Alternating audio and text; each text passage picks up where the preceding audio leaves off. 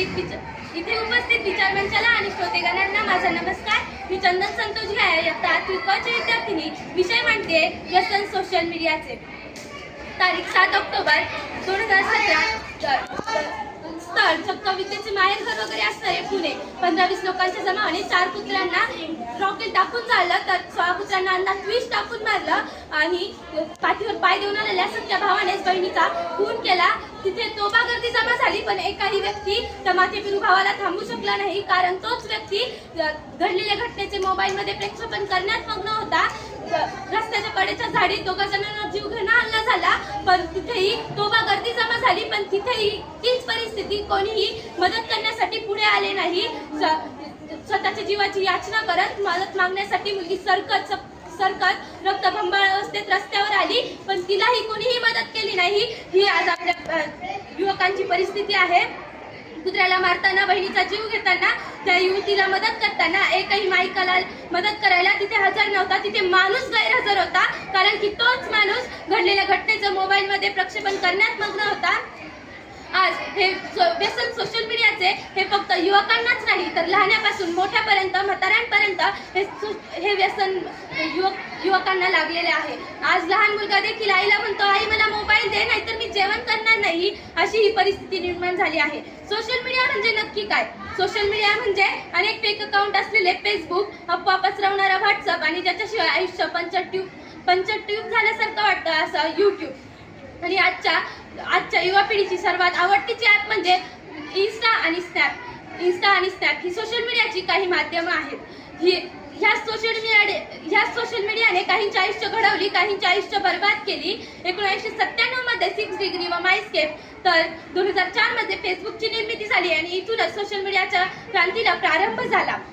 आजच्या युवा पिढीला पबजी, फ्री फायर सारखे गेम माहिती आहेत, पण यांना 23व्या वर्षी देशासाठी प्राण देणारे भगत सिंग माहित नाहीत. आजच्या युवा पिढीला सैफ अली खान आणि ऐश्वर्या रायचं मुलाचं नाव माहिती आहे, पण आज त्यांना अब्दुल कलामांचं पूर्ण नाव माहित नाही. अशी ही युवा पिढीची परिस्थिती झाली आहे.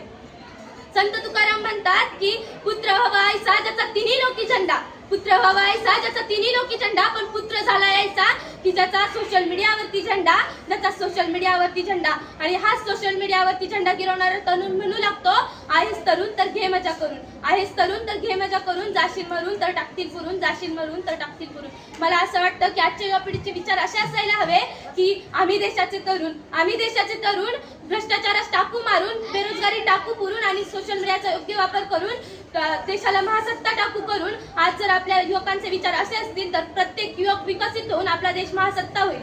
आपल्या देशाची परिस्थिती अशी आहे की आपल्या देशात 100% इंटरनेटपैकी 80% इंटरनेट हे सोशल मीडिया आणि मनोरंजनासाठी यूज केले जातं, तर फक्त 20%च डेटा हा शिक्षणासाठी आणि ई लर्निंगसाठी यूज होतो. जर आपण याचं उलटं केलं, 80% डेटा हा शैक्षणिक आणि ई लर्निंगसाठी वापरला, 20% हा डेटा हा सोशल मीडियासाठी वापरला, तर नक्कीच आपला देश महासत्ता होईल आणि आपले युवक हे विकसित होऊन देशाचे भावी आणि सुजन नागरिक होतील.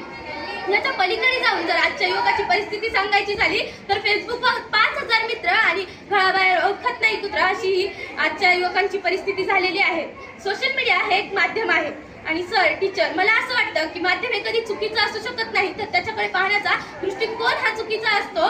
जर आपण आपला दृष्टिकोन बदलला, तर आजूबाजूची सृष्टी आपोआपच बदलत जाते. म्हणून आज आपण एक निर्धार करूया की आपण आपली दृष्टी बदलू आणि आपल्या देशाला महासत्ता बनवू. नाण्याच्या 2 बाजू असतात आणि नाण्याच्या दोन्ही बाजू जाणून घेणे हे गरजेचे असते. आपण नाण्याची सकारात्मक बाजू तर जाणून घेतली, म्हणजेच आपण सोशल मीडियाची सकारात्मक बाजू जाणून घेतली, पण नकारात्मक बाजू जाणून घेतली, पण तिच्या सकारात्मक बाजूचा देखील आपण विचार केला पाहिजे. या सोशल मीडियाने एखाद्याला नोकरी मिळेल, आपल्या सुस्वराने एखादा गायक तयार होईल, एखादा नायक तयार होईल, एखादा वक्ता होईल, एखादा श्रोता होईल आणि आपला देश विकसित होईल, आपला देश महासत्ता होईल.